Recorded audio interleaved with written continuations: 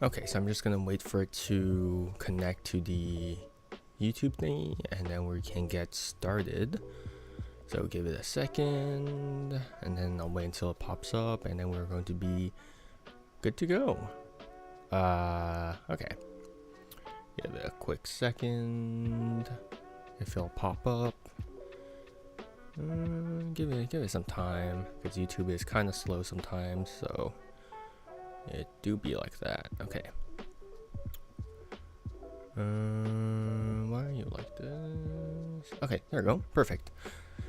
Okay, so let's get started. So this is the third of the Palming Livestream Lectures. Last time we spoke about the side slip and the side steal. This time we're going into a variation of the move called the deliberate side steal.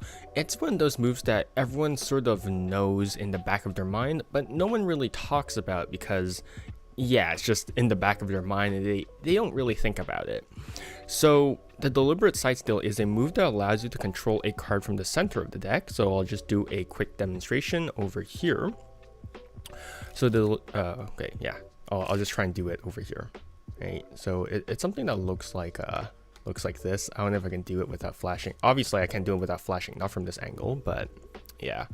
Actually, without screwing up, let's try it once more. Right, so it sort of looks like this. Right, obviously it's gonna flash from this angle because this is not a good angle, and there's a lot of compensating for the camera angle as well. So that's not how it's supposed to look like, but it's the closest I can get to this from this angle, let's just say. So the deliberate side steal is a move that allows you to control a card from the center of the deck to the top of the deck. It's called a side steal, but it's much more of a side slip because it's mainly used as a control and not as a steal. And it generally doesn't share much with the normal side steal besides the get ready. So it really is its own move, but it is included in the side steal pamphlet by Ed Marlowe. So that's why it's called a side steal, even though I think that it is distinctly its own move. So let's get into some history regarding the side steal or the deliberate side steal. So to my knowledge, this version of the side steal is relatively simple. The history of it is relatively simple. So it was first published as the deliberate side steal in Ed Marlowe's side steal manuscript back in 1957. So I have a second printing over here, so you can see that is a second printing. And yeah, it is the second section. So right after you have the normal side steal, you have the deliberate side steal. So it is very, very early on in the book. So that's generally what the history is, but there might be a precursor to this move. And I say might because in The Art of Magic by T. Nelson Downs back in 1909, in the section called Card Tricks Based on a New and Original System of Locating a Chosen Card First Method,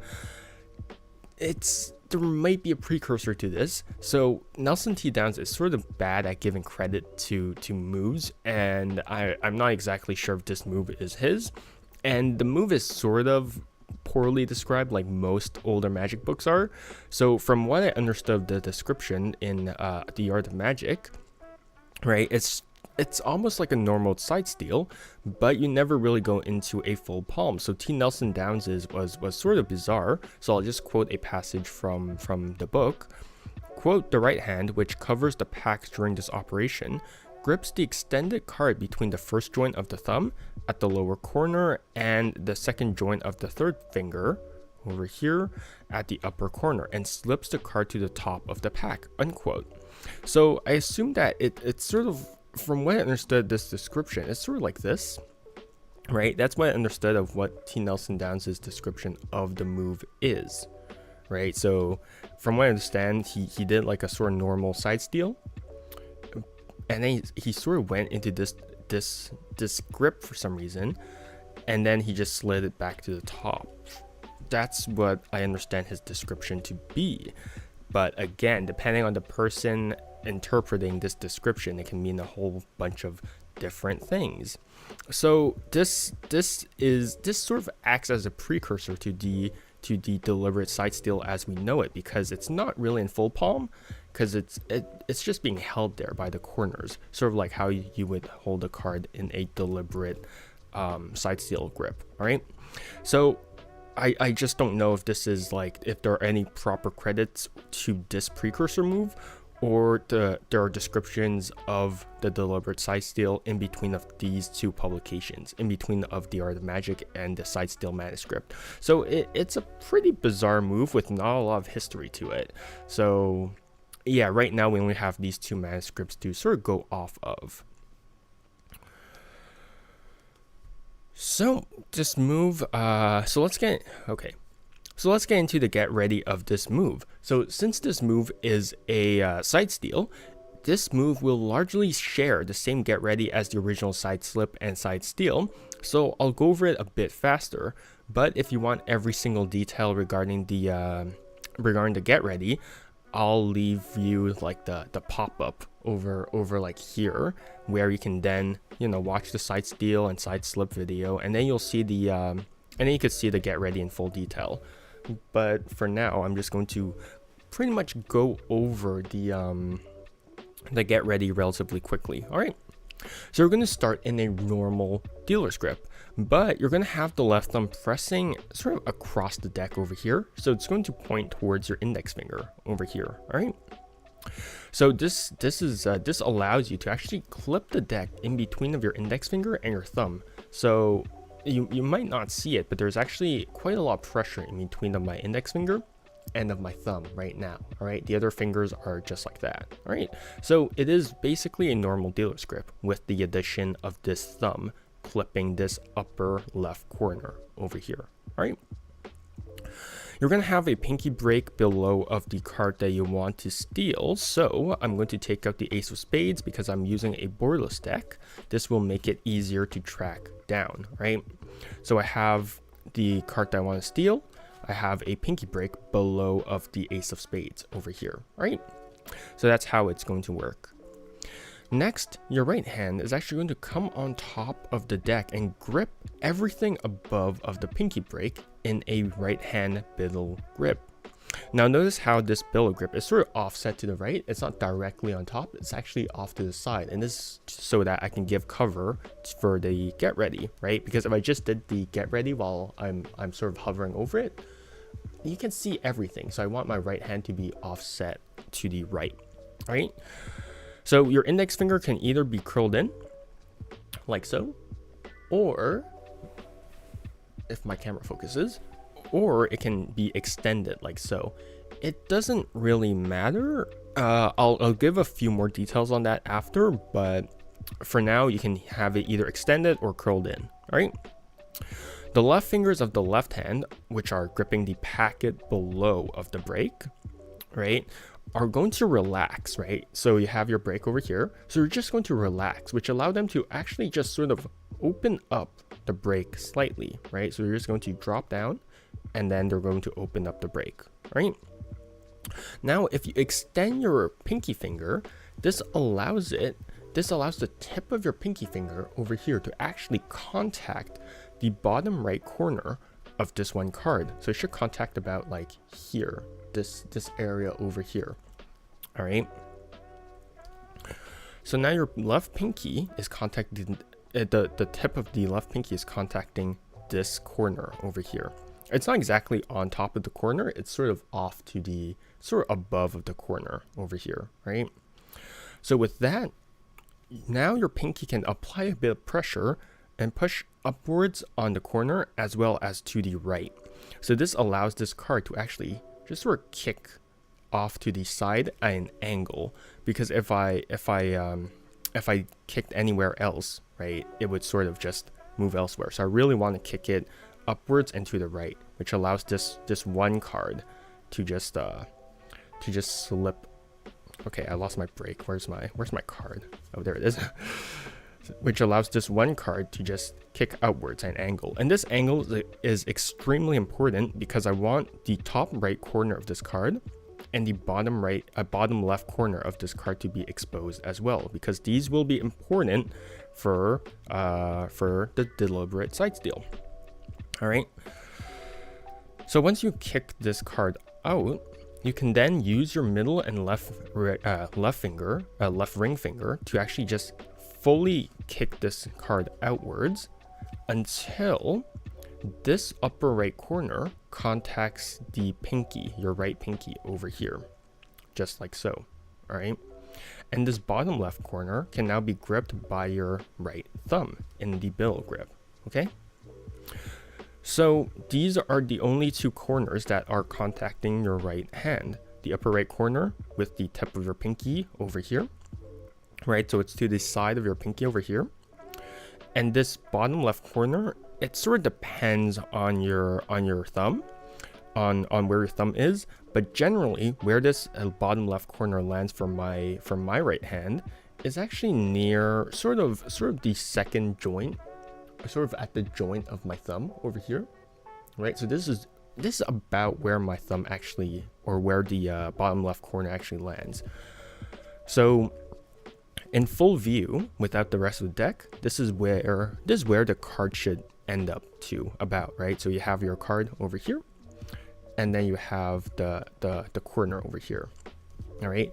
And this is trapped in between of the center of the deck, just like so, all right? So that's the standard get ready for the move. Now you need a couple of tips regarding the get ready. So generally one of the main problems that people have with the get ready is that the cards actually smear. So when some people execute the move, they actually get this weird smearing of cards. There's 3 problems that you might have if you're having this problem, okay? So one of the problems is that your left thumb is actually lying across the center of the deck, okay? So that's one big problem, because if you actually notice, if I do the move while my left thumb is lying on top of the deck, sorry, let me focus my camera. Focus. There we go.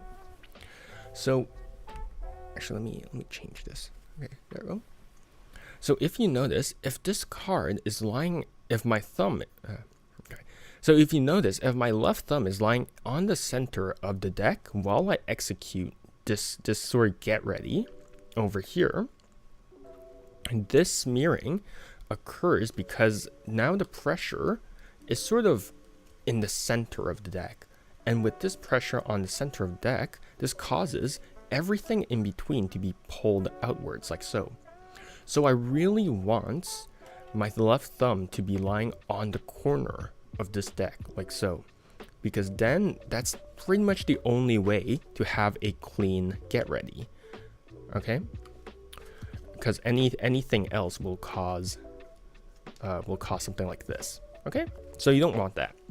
The second thing that you might be doing wrong is that you're pushing upwards with your right pinky a bit too hard, so you don't need a lot of pressure to actually dislodge this one card, all right? So only need a very minimal amount of pressure on top of this one card, okay? Because my right hand is already holding everything above of the pinky break, so I don't really need a lot of pressure to just kick this one card out. But if you try and use a whole bunch of pressure to kick this one card out, you might get 1 or 2 cards that actually come along with this one card. So you just want a very light amount of pressure to just kick this one card out, okay? The last problem that might be causing this smearing of cards when you're extracting this one card is that you aren't applying enough pressure okay. Blah, blah, blah. So the last issue that might be causing the smearing of cards is that you aren't applying enough pressure on the deck with your left thumb, right? So if you start to feel like some cards going along with this one card, you want to instantly apply more pressure. So you want to clamp down on the corner of the deck with your index and your thumb. So now this really just clamps it all down, just clips it all together and anchors everything. So then only this one card goes along, right? So those are the 3 tips in case you have this smearing of cards. It's that 1, your left thumb is lying across the center of the deck. 2, you're pushing upwards with your right pinky a bit too hard. Okay, so with your left pinky, sorry. And then 3 is that you aren't clipping down hard enough with your left thumb. So those are the 3 main causes of why you have a smearing of cards. Okay, so now that we have a couple of tips down for the get ready, we can go into some alternate get readies for the move. So one of them is obviously the peek. The peek is generally how people go into a side steal. So a peek is you hold the deck in a sort of dealer's grip. You have your thumb and the fat of your thumb lying across the long edge of the deck like so. And then you just have your one hand just riffle through. And then the spectator can say stop whenever they want. Okay, so they can go just say stop wherever you want. And then they say stop over here, let's just say. And then you just stick your pinky in there and you just riffle off the rest. Okay, so now you have a pinky break, which allows you to just do your get ready just like so. All right, kind of messy. I don't really do this sort of peek. I do this one, right? But I'm not going to teach it, so I won't go into that. But yeah, so if you do this one, you can just get your peek, right? Get your pinky break, and then you can go into a deliberate side steal, okay, which controls the selection to the top of the deck. The next thing you can do is a spread. So you can have someone touch a card, right, for tendency 10 of spades, and now, oh, okay, wait, hold up. So I sort of messed that up. So you're gonna do a spread. You're gonna have someone look at a card. So this is the 5 of spades, right? And as you close the spread, you're just gonna have your middle ring and pinky finger just sort of relax, which exposes the pad of these fingers. So now as you close the spread, this card is going to stay behind from pure friction. So all of these cards are just going to glide on top of this one card, leaving this one card behind. So now you have this one card, and now your right hand comes over and contacts this this top right corner. And now we can go into a deliberate side steal. Okay, so that's how you can get into a deliberate side steal using a spread. The second thing that you can, the third thing that you can do is actually a dribble. So say stop. This is going to be the card that you select. And then as you just dribble the rest of the cards on top, you can just get a pinky break. So just stick your pinky in there a bit more and then just get a pinky break. So now under the guise of squaring up, you can just execute a deliberate side steal. And then the last method of getting getting into position for a deliberate side steal is an insertion. So you would have a card selected, insert this card into the center of the deck, have your middle finger and your thumb be around be sort of below of the top corners of the deck like so. Your right hand extends over here and contacts the upper left corner, right? So your middle finger is contacting the upper left corner. So now when you push this card in, this causes this card to actually become angle jogged. So when you square everything up, like so, and you use your left middle and ring finger to push this card out, this exposes these two corners, which allows you to go into a deliberate side steal. So those are all the alternate get readies for the deliberate side steal. Okay, sorry, I was readjusting my camera. Okay. Ugh. Sorry, let me hydrate first.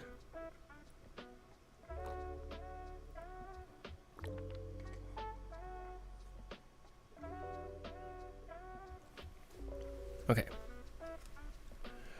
So now we can get into the deliberate side steal itself, the most important part of basically this video, right? So this is after you accomplish the get ready. So you're now gripping. So your right hand is now gripping. Oh, sorry. Let me get my ace of spades back.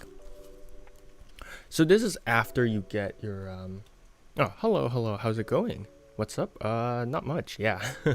Just getting to the deliberate side steal mechanics, right? So you have your card and your, so this is after you accomplish the get ready. So you use whatever get ready that you want in general, right? So you're just going to expose the upper right corner and the upper left corner, and you have it gripped by your pinky and the and your thumb over here, right? So it's in a bill grip. So now it's like this, All right, so it's gonna be kind of hard to see through this move because of just the angles of this move. You'll see that this move does have quite a few good angles, especially through this initial get ready.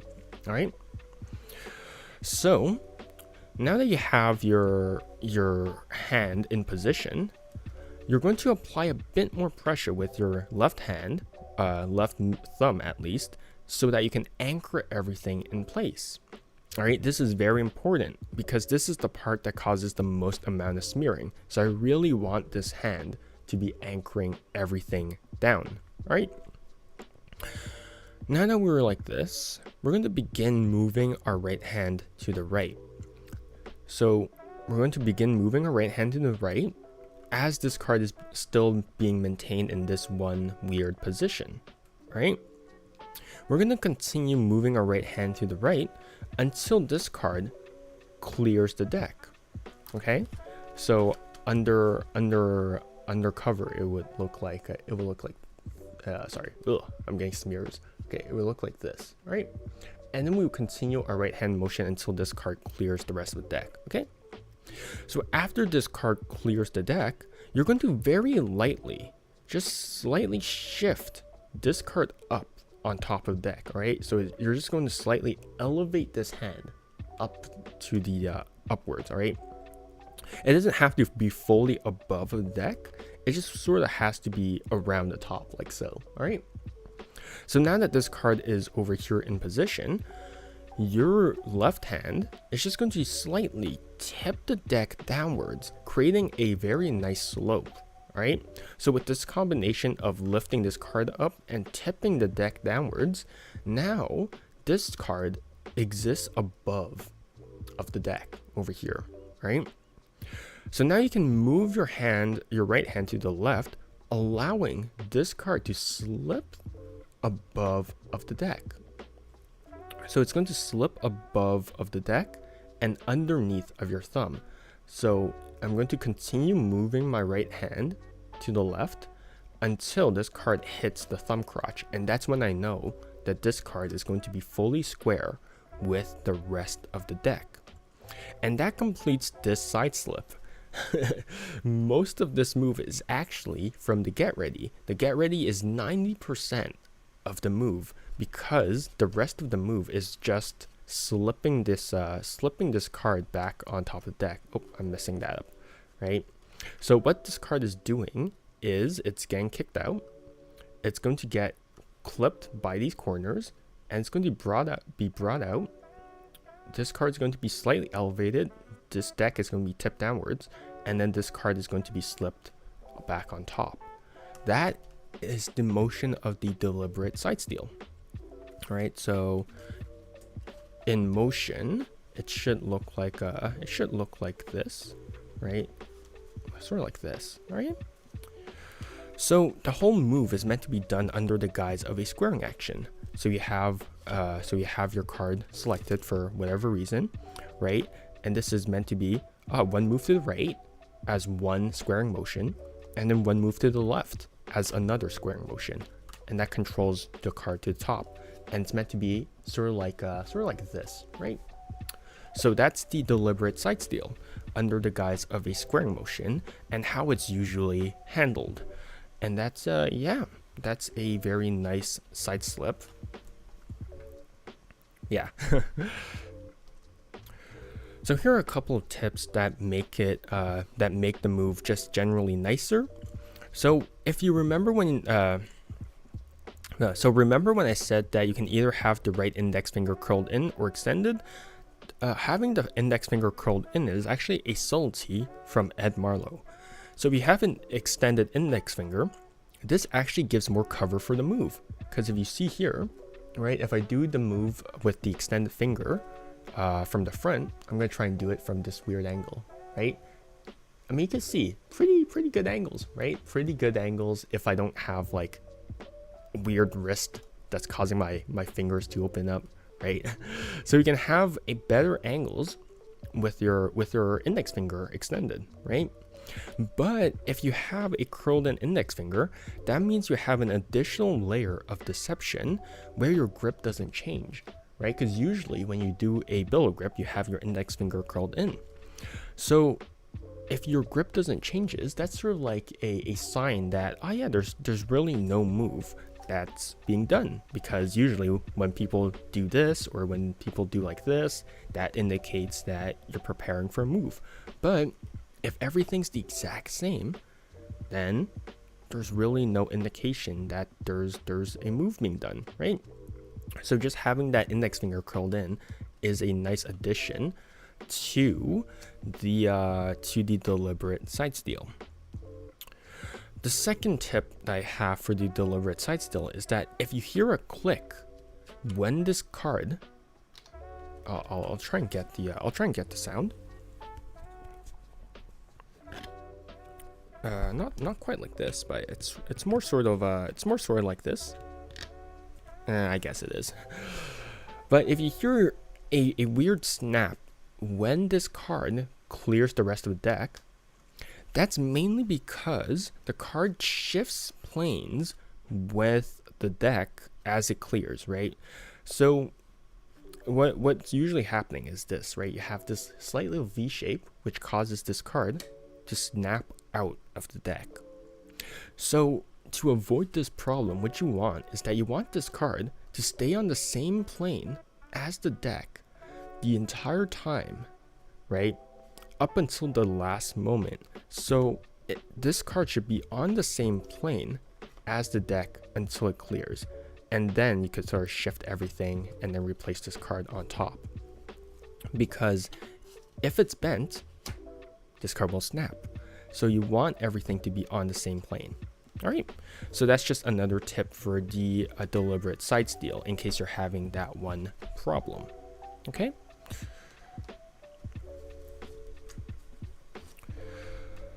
So what's really interesting about the deliberate side steal is that this move can actually be used as a second from top control. It's going to be mainly the same thing as the normal deliberate steal, side steal at least. The only difference is that as you prepare to slide this card on top of the deck, your left thumb is just going to slightly just pull back on this one card, right? It's just going to slightly boop on this one card, causing it to, I'll actually do it face up so that's easier to see. So then this card is just going to pull back just a slight bit, causing the second from top card to be exposed, like so. So this top card right now is just sort of exposed off, sort of offset to the left. Okay, so it's side jogged slightly to the left, just like so. So now, when I want to replace this card back on top, because of this slope, this card will naturally slide underneath of this card, right? So I'll do it again. So I have my card over here. This card clears the deck. I pull back on this card. I create this slope, and now this card will naturally slide underneath of this top card. Okay. So this allows for a second from top control, just like so. Okay, so that is the deliberate side steal as a second from top control, which is interesting, I think. So here are just a couple of covering actions regarding the deliberate side steal. So one is obviously the squaring action. You would have a somewhat messy deck, right? You would have a somewhat messy deck. You would have a card selected from this messy deck, and then you would just, under the guise of a squaring action, so you would have a one square to square the deck, and then another square, like so, to square the rest of the deck. Okay, and under that guise of squaring the entire deck, you replace the card back on top of the deck. The second covering action you have is just generally just moving the deck. So if you have this, right, if you have the card and you want to control it to the top, you would just execute the deliberate side steal, and then you would just grip everything in a billow grip, and you would just move it elsewhere, right? That's kind of a weak covering action, but it is something they can do, right? So you would just execute the deliberate side steal and just place it somewhere or just give it to someone. So that's that's another covering action you can have.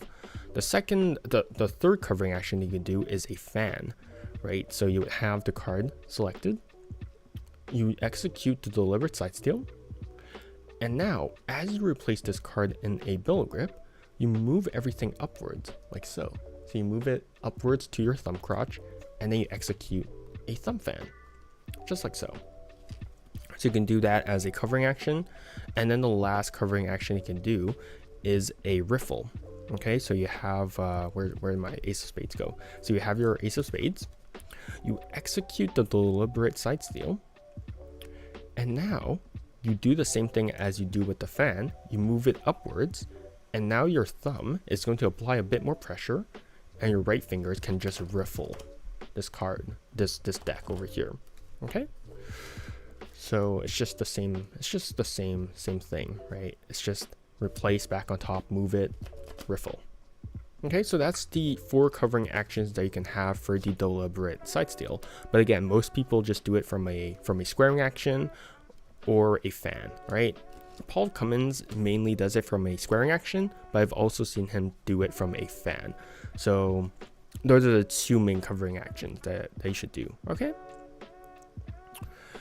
next let's get into the bold steal. So this is an interesting idea from Ed Marla's booklet on the side steal. It's called the bold steal, and as the name implies, you have to be a bit ballsy to actually use this move. So the book actually links it to the technical side steal, which is the normal side steal, but I find it to be much more similar to the deliberate side steal, which is why it's here. Okay, so the bold steal is this. Okay, so I'm gonna have like I'm gonna have my ace of spades on top, in the center, sorry. So you have a card selected in the center, and under the guise of showing that it's neither on top nor on the bottom of the deck, it's actually back on top of the deck. Now obviously, if you're seeing it from my angle, this looks really bad, right? But I'll explain more on the ruse of this move. Okay, so we have the card in preparation for your deliberate side steal, right? And now you're just going to take this card out and away from the deck, okay, very openly. So this should be done face down, in case that you're not aware. So you're going to take this card away from the deck, and then you're going to tilt the back of this card towards the audience, so they should be seeing like this, but you're actually taking a look at their selection. So you're gonna be like, so you just selected a card from the center of deck, so it's impossible that it's either on top of deck. So this stripping action is acting as if you took the top card of the deck. Okay, so it's impossible that your card is on top of the deck, and after you show this card, you're just going to place it back on top of the deck, or you're going to place it on top of the deck because it was from the center. So you strip it out of the center, take a look at it, place it back on top, and now you have the entire deck in a billow grip, and now you flash the bottom card. So it's not on top of the deck, nor on the bottom of the deck. Okay, so that's basically the bold steal. It's that you openly take the card from the center of the deck, show it to yourself, show the back to the audience, place it back on top, and then show the bottom card. That's basically it, right? So it's impossible that's on top of the deck nor on the bottom. That's the whole ruse of the bold steal. Okay, now if you want an additional touch to make this a bit more deceptive, let's just say, so you have your card in the center of the deck, what you can do is that you can actually use your left thumb to push over this top card over here. So now it adds that additional layer of deception that when you really peel this selection out of the deck, when you peel this card out, your left thumb can retract this top card back on top of the deck, and then you can take a look at it as per usual. Okay, so this really makes it look like it's from the top of the deck and not from the center, whereas the original one was just this, right? So having this one card pushed over really adds quite a bit. okay? But the rest of the move is the exact same. You have your card, place it back on top, and then you show the bottom card. So it's going to be the exact same thing. Now let's go into a couple of applications regarding the deliberate side steal. The first thing is obviously a control. You could have a card in the center of the deck, and then you control it to the top of the deck, right? Oh, I'm like whiffing this move. Okay, yeah, so you control it back to the top of the deck. The second thing that you can do is a displacement. So if you do the deliberate side steal from the bottom of the deck, so you have your card on the bottom, and then you use your middle ring and pinky finger to just kick this card out, like so, exposing the upper right and left corner of the deck. You're just going to execute the side steal as per usual, which causes a displacement from the bottom to the top of the deck. Okay. The next thing you can do is a color change. So if you do the same displacement move from the bottom of the deck, you can do it as a color change, or you can do it from the center of the deck as well. So you have a card selected from the center, and then you can execute the side steal, and then looks like a color change. If you want, you can also do it as a vanish from the top, right? And then you can execute deliberate side steal, right? As a production, so if you have a card reversed on the bottom of the deck, just execute the deliberate side steal again, and then it appears to be a production. The next one is that it is an add-on, right? So if you have a packet of cards over here, so let's just say I have like a packet of 4 cards over here on the table, right? And then you want to add a card onto this packet, right? You would have a card selected, so 2 of diamonds, execute the deliberate side steal, but rather than having the card go back on top of the deck, this card clears the deck. So now it's in this very bold grip. It's just going to go directly on top of this packet. All right. So it's just going to go directly on top over here. And then when it lands on top of this packet, you're just going to spread the packet if you want. Okay. Or if you don't want to, you can just or if like the quantity of cards matter, you can just place it on top and just pick it up. Okay, so you can use that as an add-on for a single or multiple cards. Okay, so I have my ace of spades. This card clears the deck and goes directly down, and I could just pick it up, and I could just show the 4 cards, but it's there. Okay, so you can use it as an add-on, which is quite nice. And then this idea is sort of related to the bold steal. It's kind of a bad idea, but it's just sort of an interesting idea as well, right? So it technically, and I say technically very, very loosely because it's very bizarre.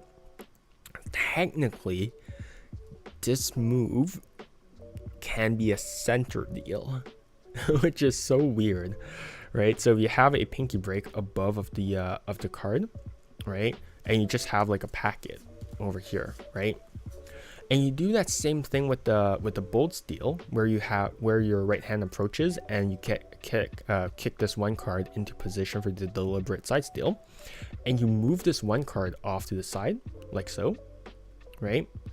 You're just going to do the same thing as the deliberate side steal, where you're just going to take this center card, and then your left thumb just pulls back on this one card. So technically, this move can act as a center deal. It's a very bad and very slow center deal, but it technically works. That's just an idea. So it's a combination of the add-on idea as well as the bold steal idea. All right. So that's just an interesting little piece of application, let's just say. All right. Okay, and that was it. That was the deliberate side steal. So there's actually not much literature about this move, unfortunately. There's Revolutionary Card Technique by Ed Marlowe. There's also Silky Smooth Card Magic Volume 1 by Lance Pierce. And if you can really find a second hand, there's Side Steal Declassified by Paul Cummins. it's something that you really need to get if you're a fan of this move, right?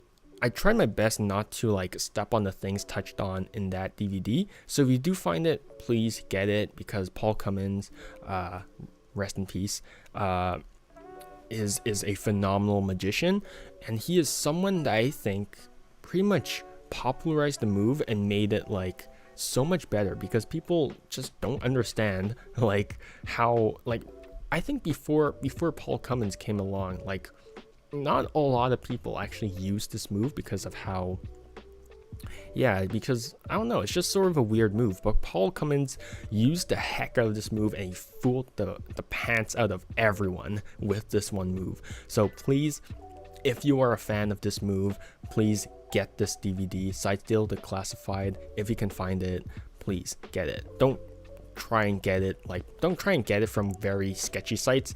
If you can get it secondhand, please do so. Okay? And that's the deliberate side steal. I ultimate feel like there's better controls out there, in my opinion, right? Because better or worse is very, very subjective, right?